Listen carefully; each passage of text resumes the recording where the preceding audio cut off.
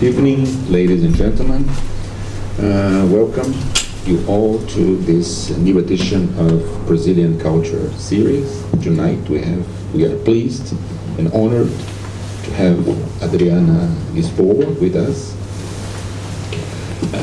This event is sponsored by the Embassy of Brazil in Wellington and Massey University. It's a pleasure to be here with you. Boa noite, bem-vindos aos brasileiros presentes, and welcome everyone else. This story is, in Portuguese it's called O Sucesso, and I would like to read a short paragraph in Portuguese before I go to the English translation. It was actually a story that I was invited to write. It was right before the World Cup in Brazil in 2014. So someone was organizing a book of short stories around football. So I was invited to write a story for that book. And for me, it was an interesting challenge because football is not a part of my life. So, I'm Brazilian, so it's odd to say that, but it's not at all. So I accepted it as a challenge, and I decided to set the story in the year of 1982, when Brazil lost yet another World Cup to Italy. And we have the tradition of, in Brazil we have the tradition of putting flags and decorations on the streets. Those of you who are from Brazil remember that, no? So the cities and towns are really, like a carnival, like a big, stage for the celebration of football. That's very important for Brazilians. So that's more or less the setting of this story. And I would like to mention that it was translated from the Portuguese by Lucy Greaves, and she won an award, the Harville Sacker Translators Award for this translation. And it amazes me that this was her first translation from Portuguese. She's a translator who works with French and Spanish, but this is her very first work from Portuguese.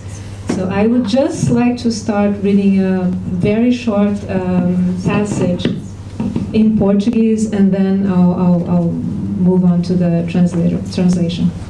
So, o sucesso. Elas ainda não tinham experimentado, mas ambas sabiam, pelas propagandas, que os cigarros Hollywood eram sensacionais. Uma delas tinha uma colega de escola cujo pai, publicitário, assinava os anúncios dos cigarros Hollywood, aqueles em que as pessoas mais bonitas do mundo faziam coisas sensacionais em barcos e motos, ao som das melhores músicas do mundo. Success. They hadn't tried them yet, but the girls both knew from the adverts that Hollywood cigarettes were awesome.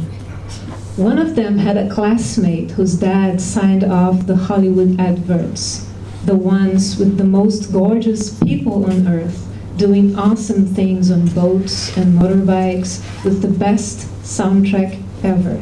Don't Stop Believing by Journey, Breaking All the Rules by Peter Frampton, Heat of the Moment by Asia, More Than a Feeling by Boston. The adman's daughter had a tape with all the songs on. Her dad had recorded it for her. It made the two girls' dad jealous.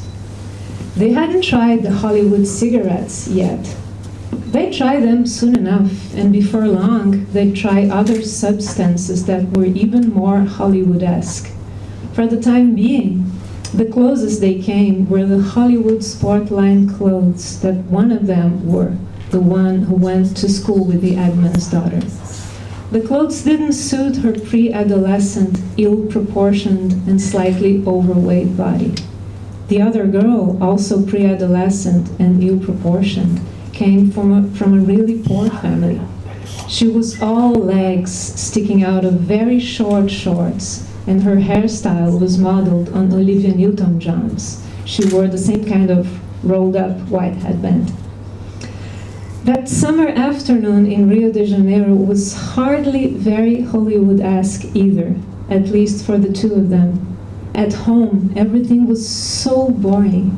There was absolutely nothing good on telly except the same programs they'd seen 300 times with little variation. Being 12 was so stupid.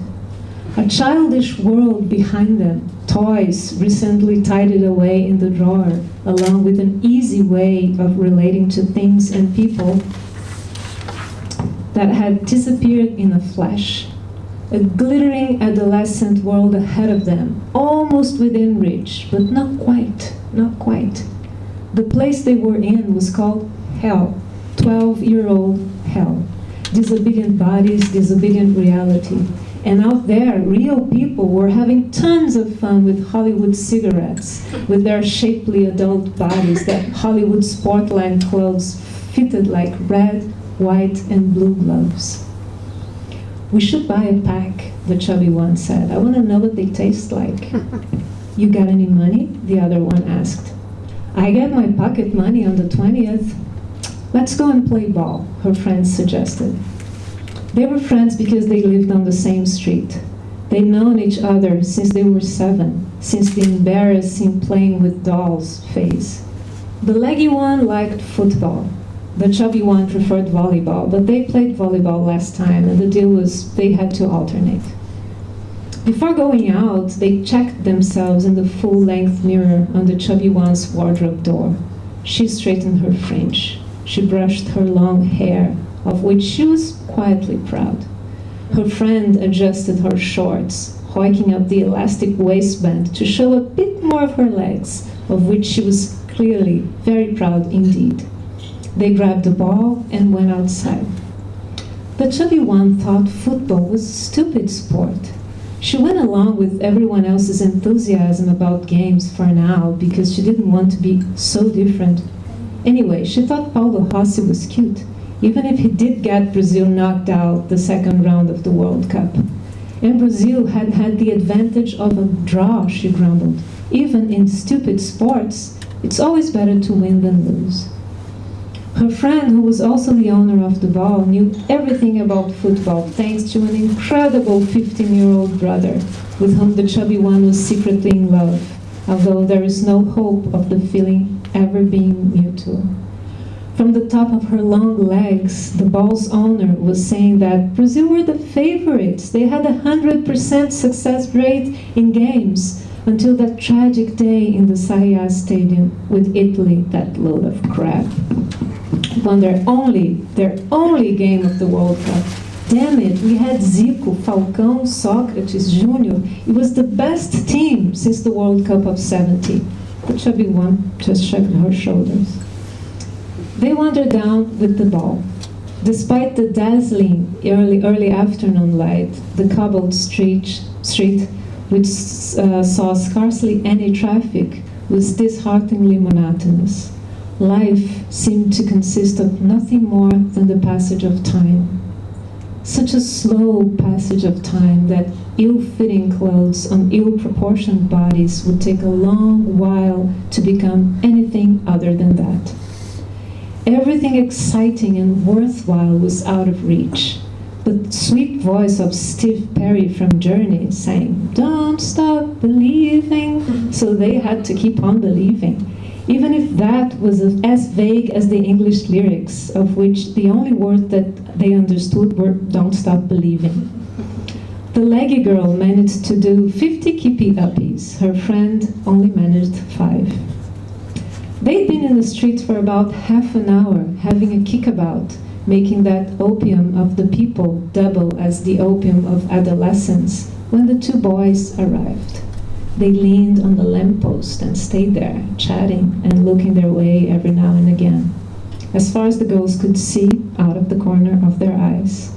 The 2 girls stood up straight. They pushed out their chests to make themselves seem more developed than they were. Their high-pitched laughter became an experiment in seduction. The leggy girl's talent for football became a furious demonstration that she was beautiful and desirable, even if she wasn't. Any aptitude the chubby one might have had with the ball, somewhere in her plump legs covered by the red Hollywood Sportline tracksuit, became a brave attempt to prove that she was beautiful and desirable, even if she wasn't. The cobbled street was far from being the ideal stage for a demonstration of ball control, but they did their best. Their thoughts were almost identical. Maybe the two boys, 14, 15-year-olds old, want to play too? They might be standing there feeling too shy to come any closer. How stupid. Boys are so silly. But they thought this with a smile. Without for a second looking at the boys leaning on the lamppost, they tried to draw them in their direction with the magnetic force of their own excitement. The ball rolled and bounced clumsily over the cobblestones. The street had been decorated during the World Cup. Here and there, scraps of decoration were still hanging on lampposts and trees. The rags said, Italy 3, Brazil 2. Paolo Rossi getting the scoreboard going 5 minutes in, Socrates equalizing with a brilliant pass from Zico, Toninho Cerezo's pass out to the wing that ended up at Paolo Rossi's feet. 2-1 to Italy. Falcão equalizing, and it was just the equalizer we needed. But then a corner, come on ref, and Paolo Rossi scoring the third. That was what those scraps of faded yellow and green flags were saying. Until the chubby girl kicked the ball a bit too hard, and it ended up right where they were both hoping it would, at the feet of the boys leaning on the lamppost. Now they'd have to speak to each other. Now the boys would have to do something about their shyness, their embarrassment, or whatever it was that kept them standing there. And that stupid Sunday afternoon would finally have some meaning. What they did, however, with surprising agility and not an ounce of shyness, was grab the ball and leg it off down the hill. "Hey!" shouted the two spectators, almost in unison. They looked at each other sheepishly, until the chubby one said, "They took the ball." And it was like they only really twigged at that moment. The girls ran too, in pursuit of the boys. One pair of long, bare, flexible legs, one pair of plump legs, shielded in red tracksuit material. But down there, at the bottom of the hill, the road split, and they couldn't see which way the boys had gone. "We should ask if anyone saw them," the chubby one said, panting. "A doorman in one of those buildings." "Holy shit, my dad's gonna kill me," the other one said, also panting. "Let's ask if anyone saw them." But neither of them moved. The sound of their ragged breathing filled their ears. They were still trying to catch their breath. The leggy one looked one way, then the other, her white headband askew. "Leave it. We'll never manage to catch them." "You sure?" She shrugged. The two girls turned back, slowly, like fans leaving the stadium with their heads hanging after their team has lost a match. They started back up the hill. The cobblestones absolved themselves of all responsibility, pleading their innocence under the sun. In the stretch where the two girls usually played ball, a blue VW Beetle was struggling itself slowly in their direction. They moved onto the pavement. "I get my pocket money on the 20th, said the chubby one. "I'll pay half, okay? My dad's gonna kill me." "Your dad doesn't need to know. We'll get the money together and buy another one the same." They went back to the chubby one's house, still smarting from that romantic disappointment, the first of many. The chubby one led the way to the kitchen and spread butter on 2 bread rolls. "Yeah, bread makes you fat, so what?" Which they carried up to eat behind the closed door of her room, where they could hide the strange mixture of shame and anger, as well as the hurt caused by those 2 well-dressed boys who were only interested in a free football. How could they have been so pathetically trusting? How could they have got their shared fantasy so wrong? At that moment, the chubby one silently decided that the next day she would talk to the girl at school, the admin's daughter. She was going to offer to be in one of the adverts for the Hollywood Success campaign. There wouldn't be an age limit, would there? And yeah, she'd lose a bit of weight first. She'd just skip a meal for a day, a while, and that would be that. She would wear one of those red PVC catsuits, and the camera would do a close-up of her face, framed by her perfectly permed hair when she removed her helmet after getting off the back of a motorbike. Someone much cuter than her friend's brother would notice her, the girl from the Hollywood advert, and send her a fan letter. Then her life would really get going, with cigarettes, perms, TV adverts, extreme sports, and gorgeous fans. She put on the tape she'd recorded from the radio, nice and loud, and the indefatigable Steve Perry sang once more that they must keep on believing. They were sitting on the back door floor, their backs leaning against the wall. The chubby one's mom banged on the door. "Turn that music down!" She didn't say anything, but she did as she was told. Then she turned it back up a bit. It wasn't conscious, but she already suspected that, whenever possible, it was important to resist institutionalized power, however minimally, for future reference, if you like. She tore off a bit of bread with her teeth. The bread, crispy in the morning, was now a sad, rubbery substance, and the butter tasted slightly off. The girls looked at one another. "This bread's totally gross," said the chubby one. "Yeah," said the other, and laughed. The chubby one laughed too, and they carried on eating in silence. Thank you.